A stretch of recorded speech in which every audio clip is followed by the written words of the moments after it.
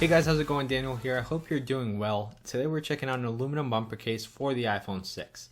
Now I wasn't going to make any more case videos. I felt like I was spamming too many, but this case is actually pretty good and I wanted to share it with you guys. So let's go ahead and get started here. Now,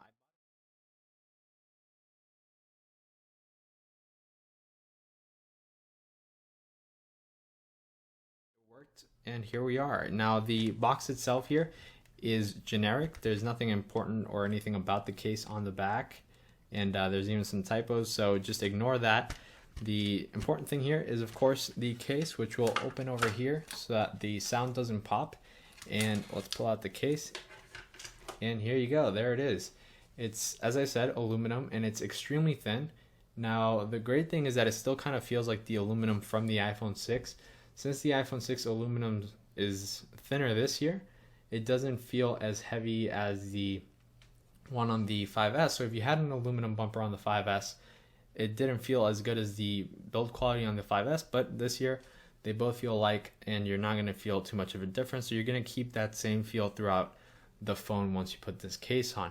Now inside we have some felt or some kind of microfiber, which is going to keep the phone from scratching once it's inside. We have it all around the major points of the case. As you can see there, top, bottom, right, left end, just all in the corners, which is good. And the only cringeworthy part of this case is that it's very difficult mentally to put it on and take it off, because you're gonna hear the metal scratching on the 6, but nothing's gonna happen. I mean, I've taken off and on the case numerous times, about 10 times now, and it's still fine, no scratches. I double checked. And we're going to go ahead and put it on right now to talk about the other features. But in the bottom left-hand corner, you have the clasp right there. Now you kind of got to hold the case in a certain way and then just pull out the clasp easily. And by easily, I mean, especially when I make the video, it'll take me longer. Okay, there we go. And there you have the clasp. And that attaches and detaches easily, and that'll allow you to put the case on. Now this isn't for someone that wants to put on the case and take off the case all the time. This is pretty much, you should try to keep it on, because the more you take it off and on, you're probably going to risk scratching your phone eventually. So yeah, just keep that in mind. We're going to line up the sides here correctly. So let's put it on, and here we go. This is how I kind of put it on. You want to go like this, and then you want to take this side, put that side on, and then keep on going towards the top right, and then go around like that. And I was out of focus, which is great.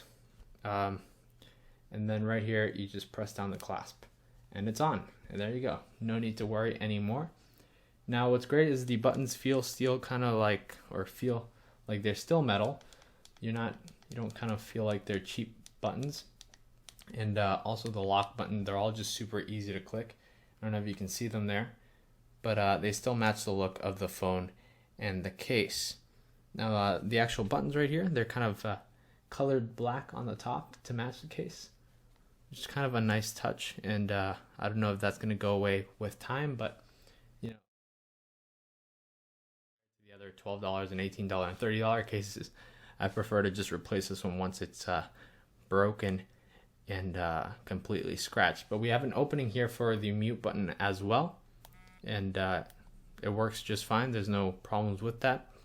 And the best part of this is that the case doesn't move, so it's not going to scratch the phone. It's on there, and it's on there really nicely.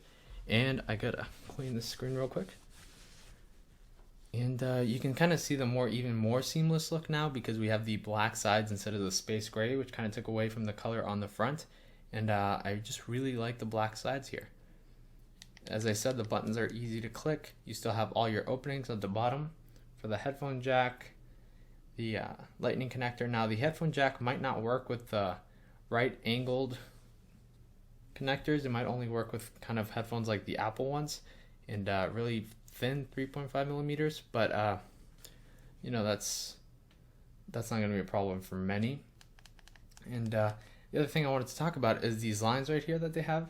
They cut open right there, and it's all over on the sections where the antennas meet, where the cuts are.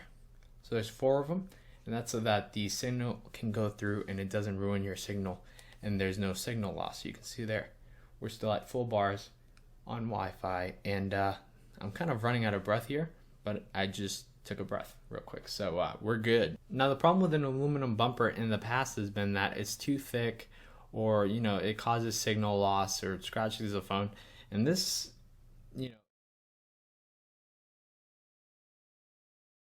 make any of those mistakes and work just as expected. Now this isn't going to protect the back of the phone.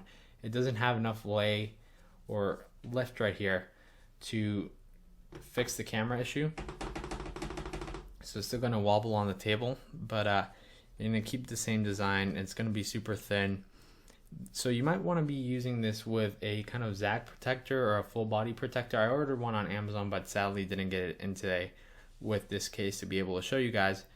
But you'll probably put a back protector and a front protector if you just want to really protect the phone, and you'll have a full body protection without losing the look of the phone or the feel of the phone.